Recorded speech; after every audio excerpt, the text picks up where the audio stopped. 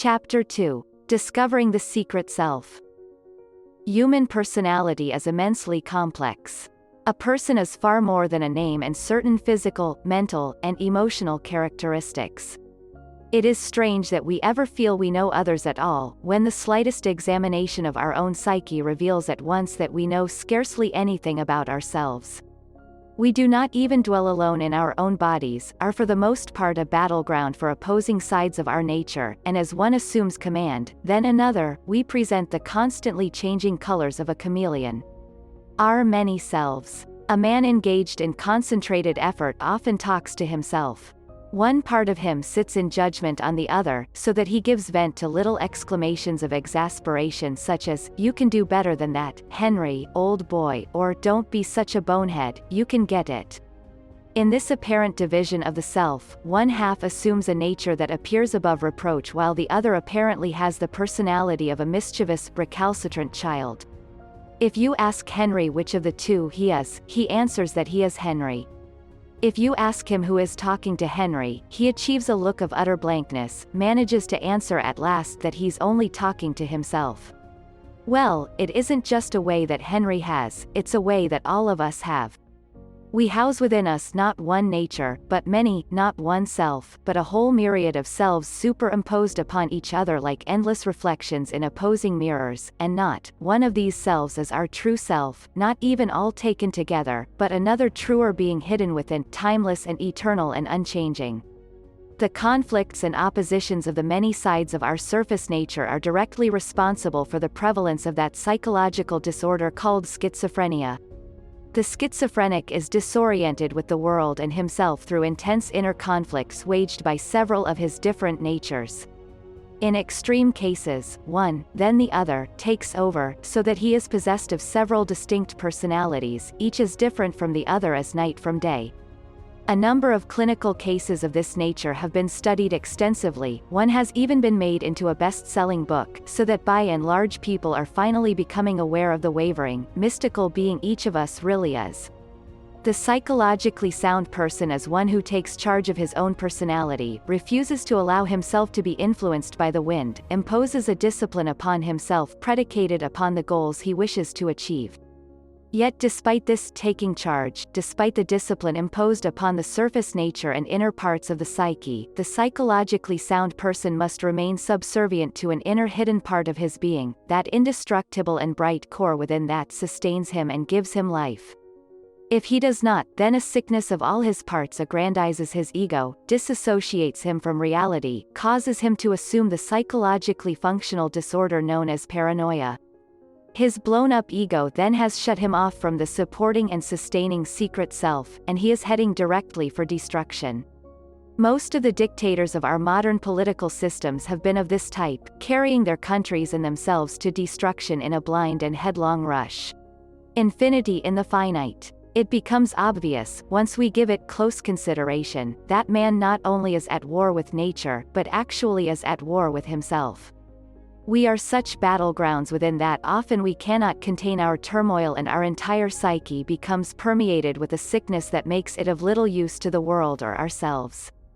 Whatever the human being is, he is more than a physical body, and the misty shape of his invisible aura is something that cannot be contained within boundaries or assigned categories or weighed or measured or counted.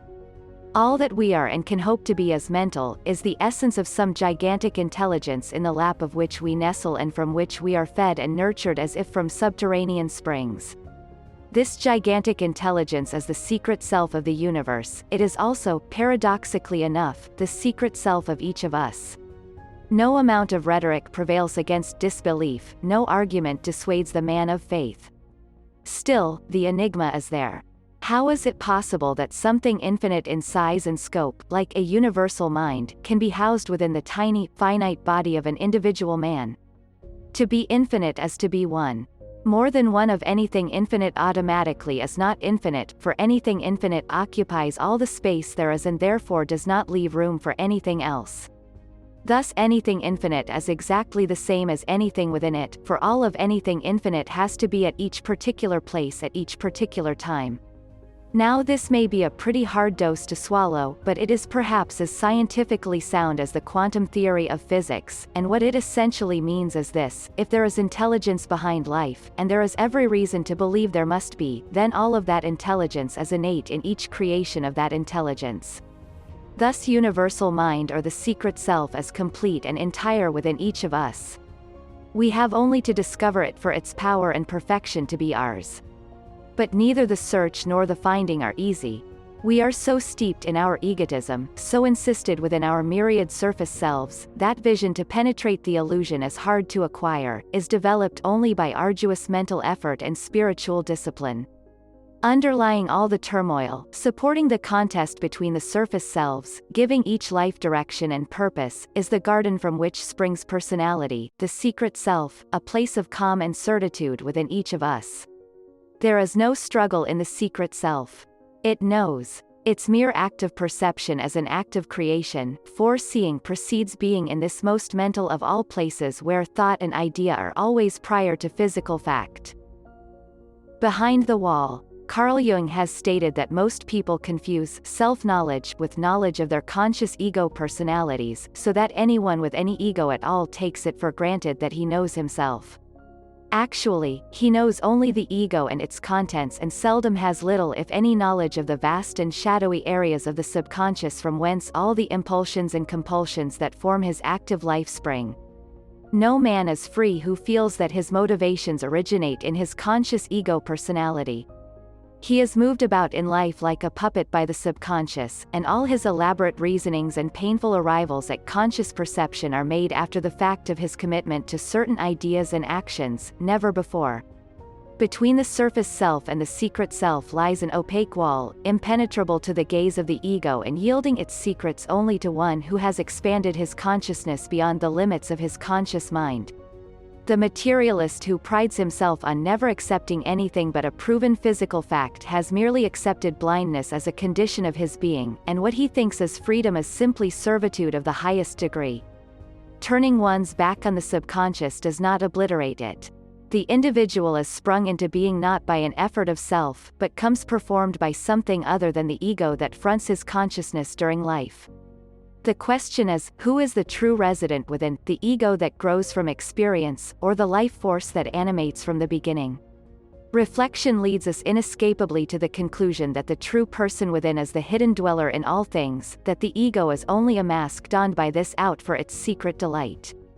The constant search of the psyche of man, as long as it confines itself to the ego and the surface nature, must continue to be fruitless, for it concerns itself with a wraith.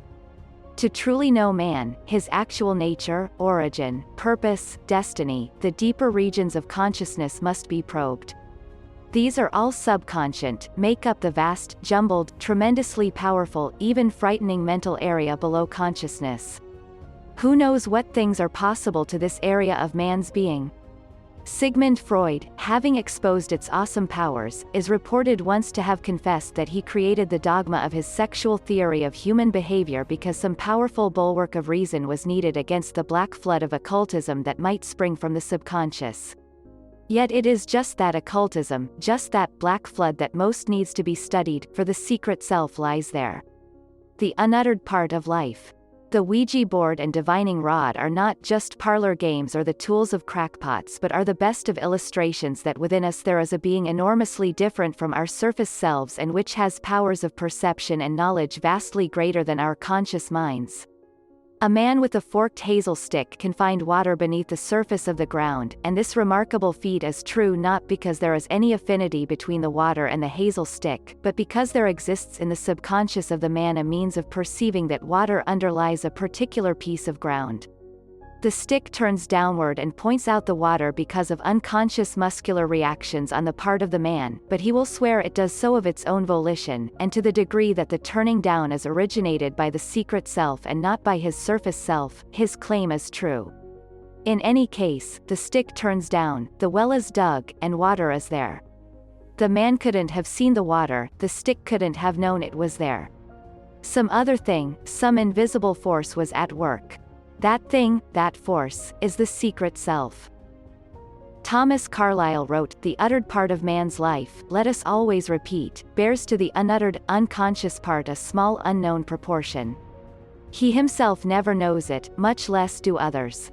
We wend our unheeding oblivious ways through life, captives of forces we neither understand nor are aware exist, and we labor under the delusion that we are free.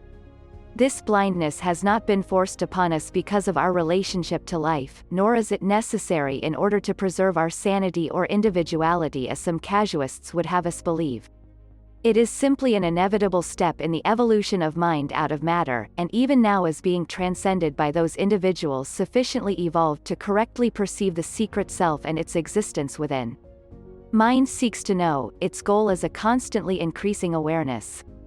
Expanding consciousness is apparent wherever we look, almost as if a mental explosion had taken place in the heart of the universe and now speeds outward in all directions, encompassing everything, liberation from bondage. The surface mind is not the true mind, is but the barest fractional part of the true mind, and we never know our power and effectuality until we turn away from this troublesome false self and originate thought and action on the deeper planes of our being. Then we become as a power doubled upon itself, have hitched a ride on illimitable energy. Below the surface self and the conscious mind, sustaining and supporting both but remaining infinitely greater than either, is universal subconscious mind, the vast mind that spring into being all living things that underlies life like a great and infinite ocean of intelligence and energy. This subconscious mind is not just a hodgepodge reservoir of instincts, urges, and long-forgotten memories individual to each man, neither a kind of cell memory of pain and pleasure as some psychologists would have us believe, but encompasses infinitely more, the whole scope of creation, of space and time and knowledge and purpose, and all of this mind is in every person and no one has a larger share of it than others, and all of it is available to each of us this very moment, is actually the sustaining self of every one of us. Frustration and suffering are the human lot in this stage of evolution because we have separated ourselves from the root source of our power.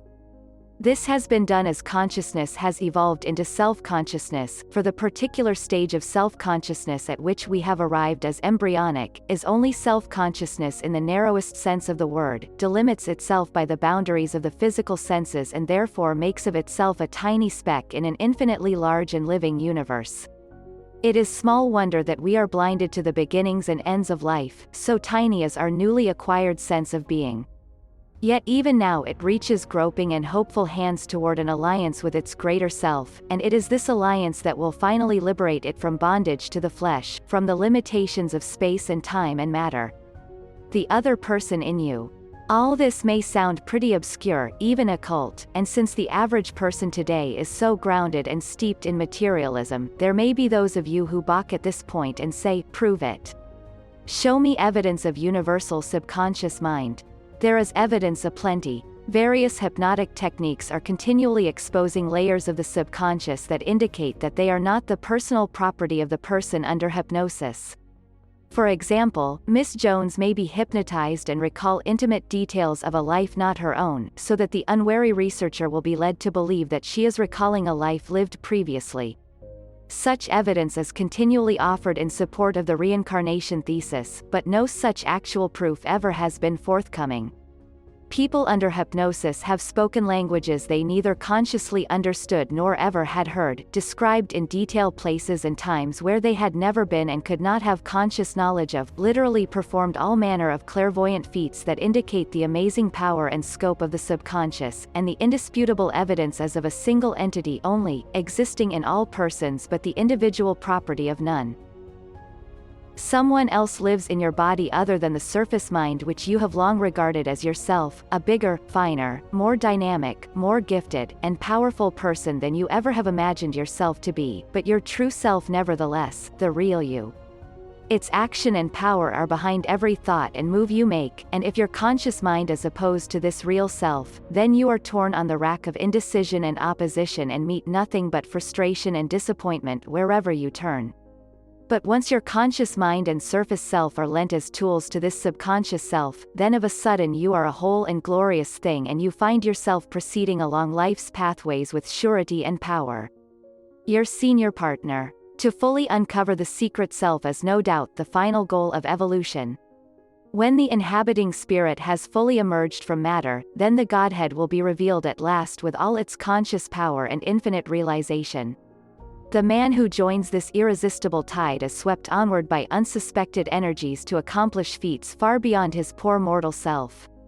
He has hitched a ride on cosmic power, and his energies and inspirations spill over the boundaries of his surface self and touch all those with whom he associates. He becomes a leader, a doer, a creator, and achieves a kind of omnipotence because he is led in performance by an infallible and irresistible force. You can talk to the secret self. You can go into conference with it much as you might consult an all-wise and benevolent father or the president of the business that employs you. Once you have the hang of it and come to fully realize beyond any shadow of doubt its potentiality and possibility, then daily conference will be as natural and fitting to your mode of living as the act of breathing. This is the Father that dwells within you, spoken of by Jesus. This is the senior side of your dual personality, the detached one that judges the action and is untouched by it. This is the subconscious mind referred to by psychologists, the mind that never sleeps, thinks when all is still, works with surety and calmness in the midst of the greatest turmoil. This is the talisman that delivers you the hunch that brings your fortune, the idea for your book, painting, or composition, an inner vision, a new path to tread. This is the deep center of your being to which you retreat in meditation and prayer, where joy, serenity, and bliss reign because all is known and truly understood. Haven't you ever contacted it? Set that right at once. As soon as you know the secret self is there, your close relationship to it is assured, for who would turn his back on the source of his redemption from pain and suffering and frustration? An experiment. Take a simple finger ring. Tie it to a thin thread about 12 inches long. Hold the loose end of the thread between your thumb and forefinger. Let the ring dangle. Now tell the secret self that you are going to ask it some questions, that if the ring moves in a small circle you will understand the answer to be yes, that if it sways back and forth in a linear path you will understand the answer to be no. Ask the question aloud, hold the ring and wait. Don't try to stop it from moving, and make no attempt to start it moving. It will move. At first, the movement will be erratic, but soon it will settle into a back and forth or circular motion. Eventually, your questions will be answered instantaneously. Then you will have made a direct contact with the secret self, and you will realize with comprehending awe that someone infinitely aware dwells within you. There is no limit to the power of the secret self. Your whole effort from the moment of your realization of its existence should be to become acquainted with it, to explore its infinite facets and discover the keys that unlock its powers. Once you begin to guide your life in accordance with its perceptions and motivations, you will begin to take on an infallibility in works that bodes success in every undertaking, every relationship. You will find that you are accompanied always by a feeling of inner joy and energy and well-being where before you were always gnawed by vague anxieties and fears and feelings of lethargy and fatigue. The color of the sky will change, the world will take on a new and meaningful and exciting aspect. You will have placed yourself in tune with the guiding and motivating force of the universe, and it will buoy your spirits heavenward. No task will appear too great, no obstacle insurmountable. Supporter of the worlds. Arthur Schopenhauer wrote, "Every man takes the limits of his own field of vision for the limits of the world." And it is this blinding quality of the surface psyche, that it cannot see beyond the limits it imposes upon itself, that gives inherent characteristics of weakness and incapability to every mortal man. Even so, the degree is markedly different in the limitations men impose upon themselves. Some men build towers to the sky, challenge nature in her most inaccessible places, make their whole lives a constant attack on mental and physical barriers. Other men accept all the limitations they encounter, live in fear of self-manufactured ogres, cannot challenge, expand, or grow because they are slaves of the tiny surface self and have not glimpsed or understood the giant within them. There is hope for the man who aspires, his place among the gods is assured. But he who hangs back and never dares and never takes action is withering on the tree of life, and all his wishes will not change anything as long as they are not strong enough to prompt him to attack his fear-created walls. Once you have discovered the secret self within, then it becomes a gradual process of turning over your work, your goals and aspirations to it. You cannot build a perfect life on the imperfect foundation of the surface self. It will not support even the flimsiest edifice, will crumble under the slightest pressure. All must be built on the secret self, which already supports the worlds and the universes and will support your life, be you savant or saint, and without the slightest tremor. Of all the causes that conspire to blind man's erring judgment, and misguide the mind, what the weak head with strongest bias rules, is pride, the never-failing vice of fools. Alexander Pope. Facing fear. It is vanity, or pride if you will, which is the true enemy of the secret self. For with consciousness centered in the surface self, with the vanity that self-centeredness brings, an opaque veil is drawn over all spiritual perception, and man lives isolated from the wellsprings of his being.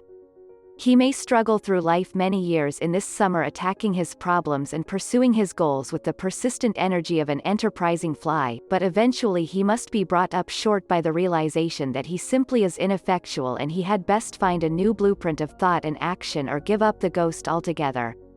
One ant alone does not topple a rubber tree plant. Only the concerted effort and teamwork of thousands of ants make this feat possible, and the energy and effort of one human being is nothing by itself, but is everything when it proceeds from the source of all energy, for then it is attuned to the tides and forces of the cosmos, becomes in a manner an irresistible force, a kind of infallible action. Success stories often are fictions concocted by the human desire to achieve supremacy over circumstance. Most people fit into a kind of equation. They react a certain way when confronted with certain circumstances, and therefore must act a certain way always when confronted with those same circumstances. For example, suppose a man is afraid of groups of people when he is unacquainted with them and expected to circulate amongst them and communicate. If early in life he gives in to his fear and avoids new groups, such behavior becomes a habit and one that he eventually finds impossible to break. Therefore, all through his life, when confronted with a strange social situation, he will avoid it through one pretense or another, simply because he has built up a habit of acceding to fear. He is absolutely predictive in each circumstance of this type, and he is predictive because he is not free, because he is a slave to his fears. He has become an automaton led around by the nose, a victim of circumstances because he is not master of his feelings. He tends to regard circumstance itself as the evil, says people in groups are uninteresting. They bore me. They don't bore him at all, they scare hell out of him, so much so that he avoids them at all costs, leaves a large blank in a portion of his psyche and is completely frustrated in this area of his growth. And it is his own fault. He simply cannot bring himself to muster the courage necessary to face his fear. Overcoming weakness. You cannot run away from a weakness, you must sometime fight it out or perish, and if that be so, why not now, and where you stand? Fittingly enough, these lines were penned by a writer bedfast through illness, but he turned that illness into a great victory, eventually recovering his health and giving the world masterpieces of literature. His name, Robert Louis Stevenson. We must not be soft with ourselves no matter what our goals or positions. All things fare best when they are constantly tested by opposition. The sturdiest grass is that which must grow through concrete. The coddled lawn burns clean away at first exposure to sun or wind. If we have an aching muscle, we must learn to exercise it, not to rest it, and we will find the muscle soon healed. If our psyche is closing us in, cutting us off from life and growth and expansion, then we must learn to test and use and expand that psyche. If we do not, the psyche will atrophy, cut off completely all normal ties with life. Still, to be human is to be weak, is to be subject to sin and suffering and error, and as long as we live we never truly overcome any of these, but as long as we live we must try, for we truly live only when we try. What we finally have to learn is that we cannot expect an ultimate or even a satisfying victory over our infirmities when we meet them one by one, but only when we have found a way of assembling all on the same field of battle for one final showdown. What results then must be a complete step forward in our evolution as human beings, for no one is ever defeated who gathers courage to face his assembled weaknesses. How is this possible, someone may ask. How does one gather all his weaknesses in one spot and overcome them? It is not simple or even apparent. In isolated areas, yes. If you have a tendency to be afraid of new situations, then you can build up confidence about them by forcing yourself to enter into them. Sooner or later you are bound to meet each new situation calmly, if not, eagerly, for the general condition of newness has become familiar. This exercise of willpower, however, while it will tend to give you courage in every aspect of your life simply because you have met fear in one area and defeated it, nevertheless will not overcome a tendency to be lazy, for example, or untruthful, or disloyal, or even to eat too much. As a matter of fact, it can readily be seen that his helter-skelter treatment of the unwhole psyche is much like a man trying to plug a series of leaks in a dike with his fingers. Eventually all 10 fingers will be occupied, and still the new leaks come. The universal author. What is needed is a new approach to the psyche, one that treats it as a single thing and not as a group of aberrations or incomplete perceptions, and the approach which gives 100% cures in 100% of cases is one in which the individual comes to know and be aware of his secret self. Each of us faces life with an undeveloped psyche. It is undeveloped because it is less than whole, because it is only a partial manifestation of something greater than itself. Only insofar as it approaches awareness of this greater self does it approximate wholeness or self-sufficiency. That sense of self which we use our daily rounds of effort is useful only insofar as it is larger than the task we undertake. It is perfectly up to peeling potatoes, for instance, but when something large is asked of it, then it may cower in the corner. Bridges are built by the secret self and not by the surface ego of man. Towers and highways and planes and automobiles and television are wrought by the secret self. All books are written by the same author, all pictures painted by the same artist, all music written by the same composer. The ego of the individual is simply not up to such tasks, and as long as a man lives entrapped in bondage to his surface self, then his efforts can only be crowned by such puny results as fit his ego. Only when he tears himself away, divorces himself from vanity and conceit and ego and surface self-car, he at last perceive the true dimensions of the being that dwells within him. Then he knows his true self, then he turns his life over to it. Then his efforts take on a grandeur and purpose that are bound to achieve noble and vigorous ends, for the power that engrosses him proceeds from outside him and carries him along on its surging tides and is greater than he in every way. Any man or woman whose life is aimed at creative effort is bound to discover the secret self sooner or later. No one can closet himself in the nebulous realm of the mental and spiritual without early coming to know that there dwells within him a mental being of enormous dimension and power, contact with which has the power to ennoble and illumine each moment.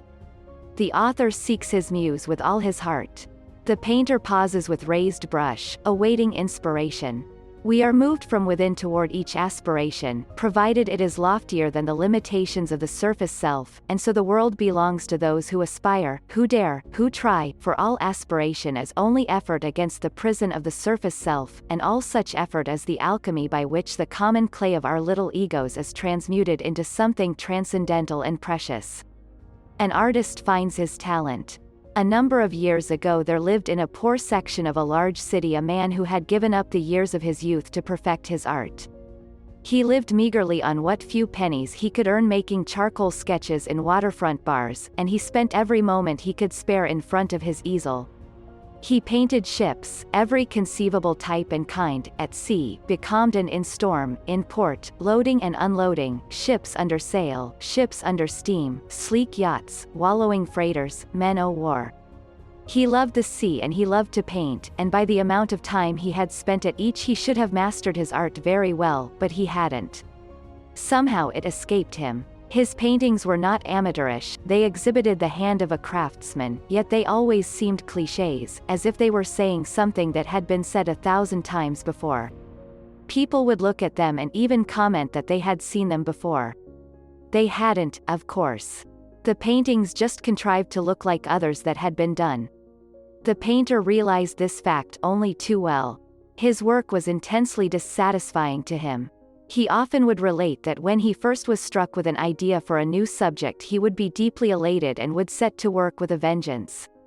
Then, as the work progressed under his hand, he gradually would come to see that it was not a thing of inspiration at all, but wooden, Pat said before, a reproduction, and even before the work was finished he would be gripped by a depression so intense that he scarcely could finish. Still, he drove himself unremittingly. He felt a talent was within him, and he was determined to get it out. Once, in a rage at himself, he burned all the paintings in his studio, nearly setting fire to the building.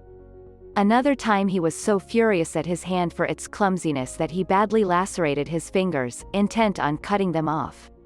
All this, of course, would indicate that our friend was not psychologically stable, but perhaps it was simply that his provocation was great, so enormous was the creative urge that constantly goaded him. Like most of the great lessons that life teaches, his enlightenment came dear. When war broke out he had just finished a period of deep dissatisfaction with his painting. Disgustedly, he decided to turn his back on it forever. He shipped out as a merchant seaman aboard a freighter bound for Murmansk. The convoy was attacked by German planes and submarines as it skirted the Norwegian coast. Our painter's ship was sunk, and he wound up in a lifeboat on the frigid and stormy Arctic Ocean. For days and nights they drifted, fighting the freezing cold, trying to stay alive. At one juncture the skies cleared long enough for them to be sighted by German planes, and they were bombed and strafed. 5 men were killed, 3 others seriously wounded, dying that night. A day later, 2 more died from exposure. Finally there were left in the boat only the painter and the ship's purser, an elderly and apparently frail man who surprisingly still survived. "It's no use," said the painter at length.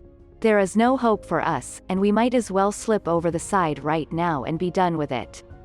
"That's not for us to decide," said the purser. "Who then?" asked the painter.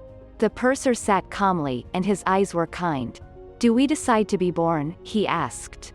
"Do we decide our nationality, our race, our heritage? Someone or something else does, I think. Get yourself quiet and listen. Perhaps you will hear a voice speak within you.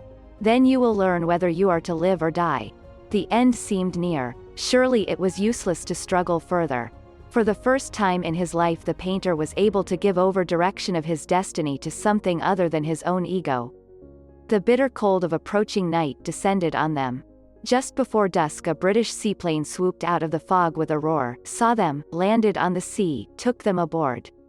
They were in a London hospital that night. After some weeks of convalescence, our painter once again tried his hand at his easel. What emerged from the canvas startled him. It was as if a hand other than his own guided the brush, chose the colors, as though a mind other than his own envisaged the scene. Viewing the complete painting he felt a surge of joy. This was the talent he had fought to bring forth, and now it was flowing. In rapid succession he completed 6 paintings, packed them off to a London art dealer where they were received with open arms. They were an instantaneous success, launched him on a long and remarkable career.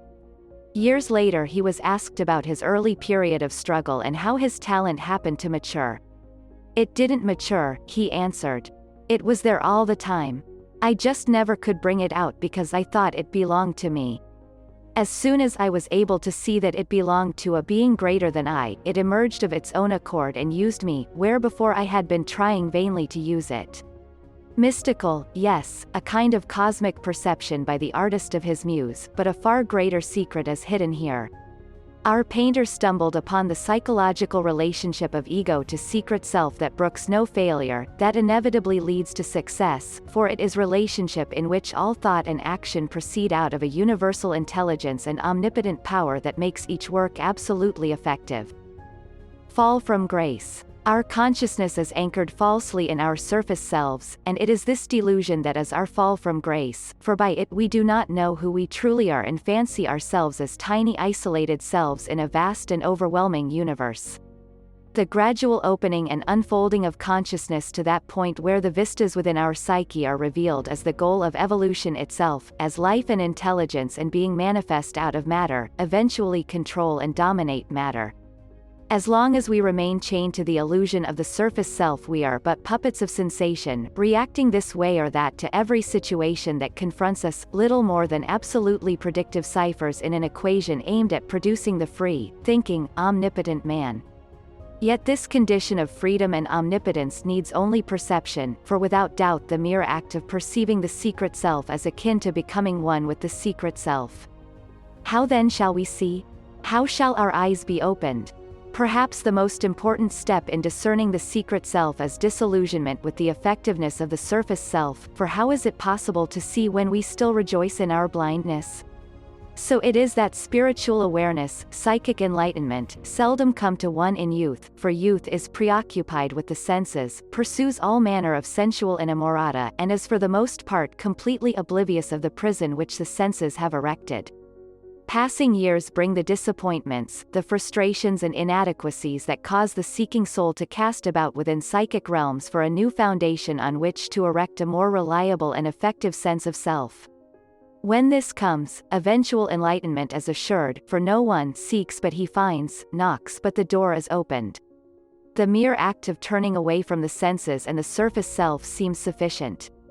The veil is removed, the blinder disintegrated, and an event in psychic life that was brought about by suffering and frustration and disillusionment turns out to be the greatest of blessings in disguise.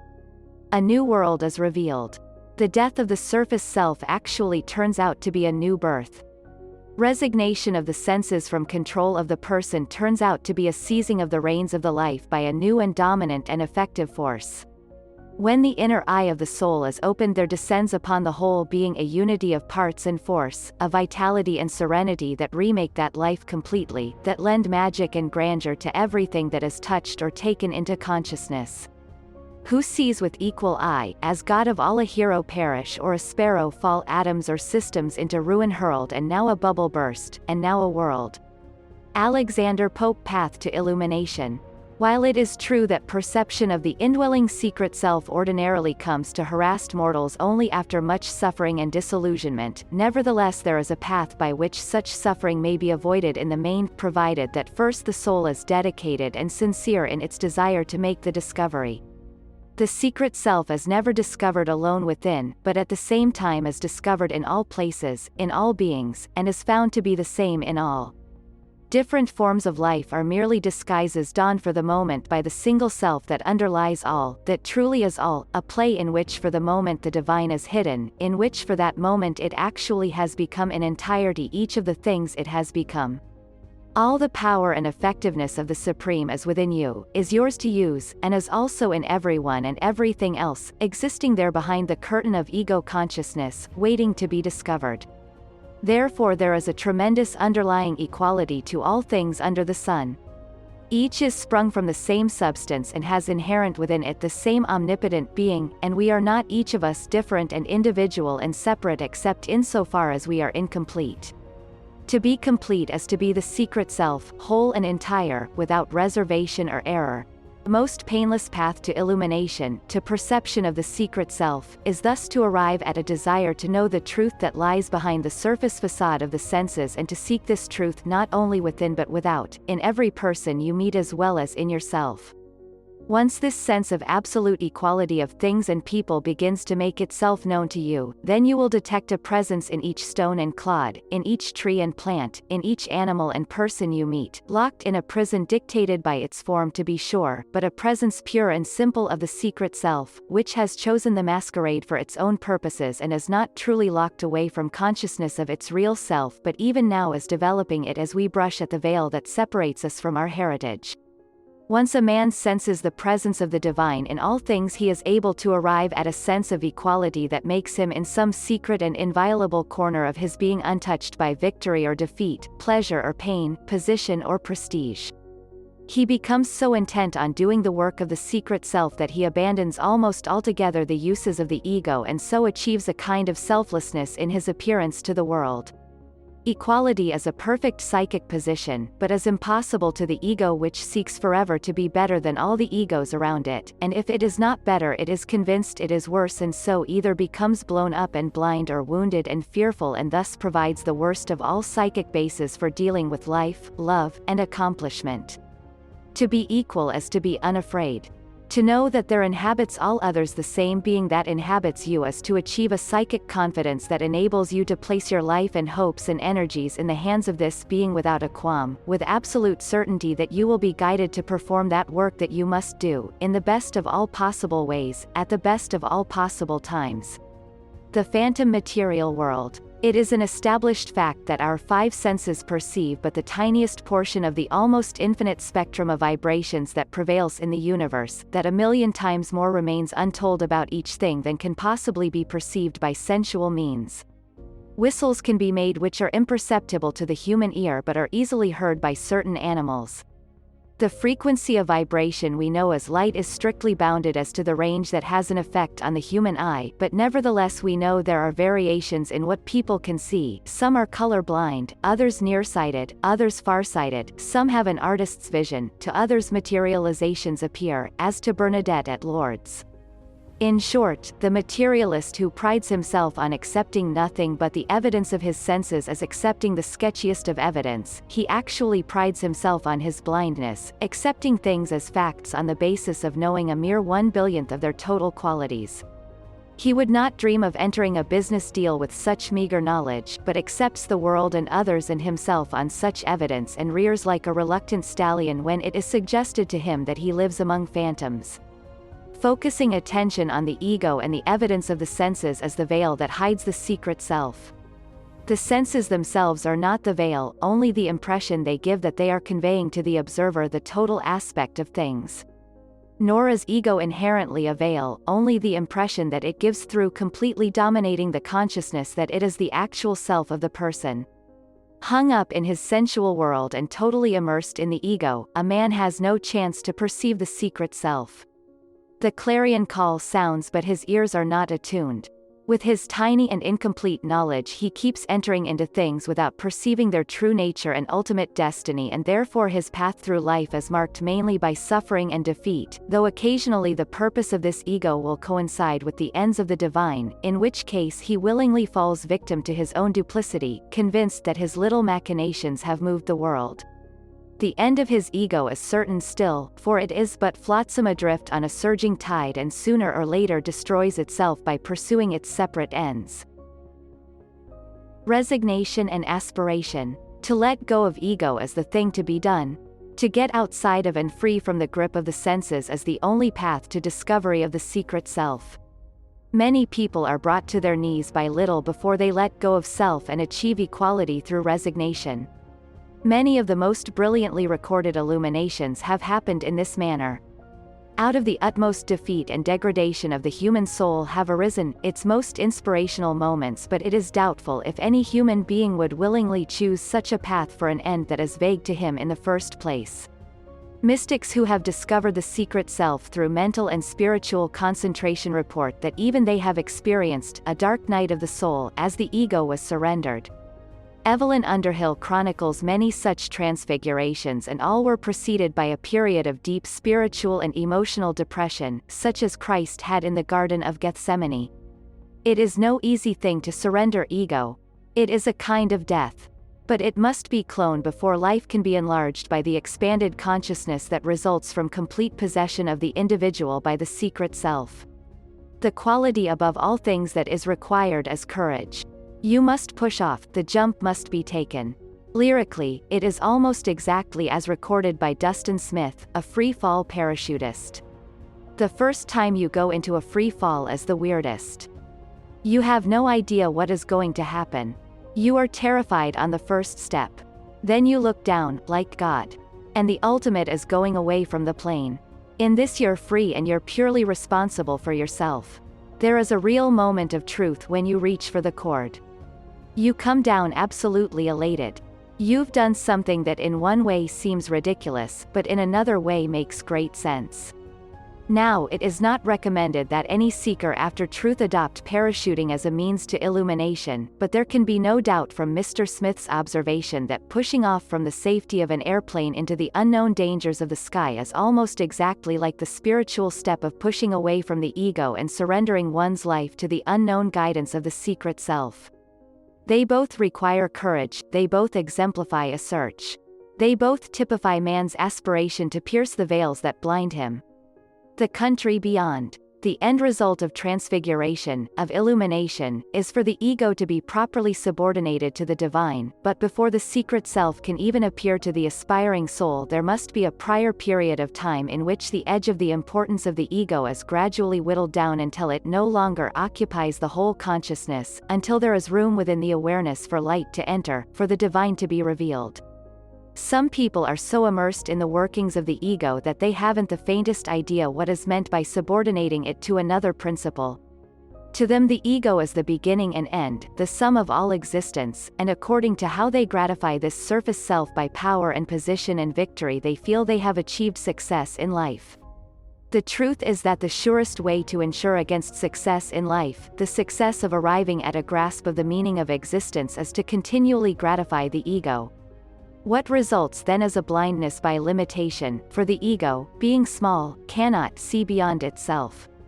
Jesus, a great mystic and a master of spiritual knowledge, pronounced it to be more difficult for a rich man to enter the kingdom of heaven than for a camel to go through the eye of a needle. This observation of his, of course, is largely parable. It is not strictly rich men Jesus referred to, for some rich men are most spiritual, but rather men who live to gratify the senses and their own ingrown vanity. These are the ones to whom expanded consciousness is unavailable. It is denied for no moral reason, but a purely scientific one. If one chooses to look through a crack in the wall, there is revealed a partial world. If one goes through the wall, the true aspect of the country beyond is revealed at last. Forsaking ego and uniting with the secret self makes this view possible to the aspiring soul. Expanding consciousness. Consciousness is the key to discovering the secret self. To become aware that consciousness is the same in all people is a big step on the road to illumination. Once you have become struck by the enormity of this situation, you will never again be the same, for you will innately perceive that at work in the universe is not a multitude of aspiring and searching souls, but one individual only, and you are it and it is all others, and so in a very real sense you and your neighbor are one. Once the magnificent implications of this fact have come home to you, you will see that the secret of effective living is not the exerting of your individual will as you have always supposed it to be, but rather in growing to know and understand events and objects so that you can correctly perceive their true purpose and destiny. And you will not do that by observing the surface facts as recorded by the ego self, but only by expanding your consciousness to the point where objects and events become a part of you, as they surely are in actuality, for both you and they are the secret self. To expand consciousness infinitely would be to grow into oneness with the one force, the one power, the one mind that truly exists. Perhaps this goal in this age and at this stage of evolution is impossible, but nevertheless we can expand our present consciousness 1,000-fold, if not to include the universe, certainly to include our friends and neighbors and the events and circumstances that surround us. By a process of identification we can come to know other things and other people and outside events even as we know ourselves, and possessed by this knowledge we can act in the midst of all things in complete accord with their true nature and destiny, and so our actions take on a kind of omnipotence, our works a kind of absolute effectiveness, so that we appear to be molding and changing the world about us when in truth we are only acting in conformity with its real but unrevealed nature. Magic alchemy. It is not I, but a power greater than I, is the first acknowledgement we must make to the secret self. Once this is done, we have by a kind of surrender placed our fate where it should be, in the hands of something infinitely more informed and more capable. To forsake the urgings and promptings of the surface nature and ego is the first step, for as long as we are bound to this ineffective and tiny microcosm we cannot be effective in our works or serene in our spiritual development. We must turn away from that which we have always considered self and embrace that which we have always considered other than self, and in that turning away and in that embracing lies our salvation. It is not I who doth the works, stated Jesus, but the Father that dwelleth within me. And when his transfiguration was complete, I and the Father are one. The surface self will not surrender lightly. Its struggles and misguided urgings will be constant. Wise is the man and extremely enlightened who manages to control his ego at all times. To be human is to be subject to error, but to discover within the image of perfection and joy is to find a way out of the morass of physical sensation in which we find ourselves entrapped in life. Salvation for all of us is as near as ourselves, for there dwells within each of us a hallowed light, a hidden self that can relieve our sufferings and frustrations, no matter how painful or enduring. We have only to discover and embrace it, for it to become our true selves and to work its magic in our lives.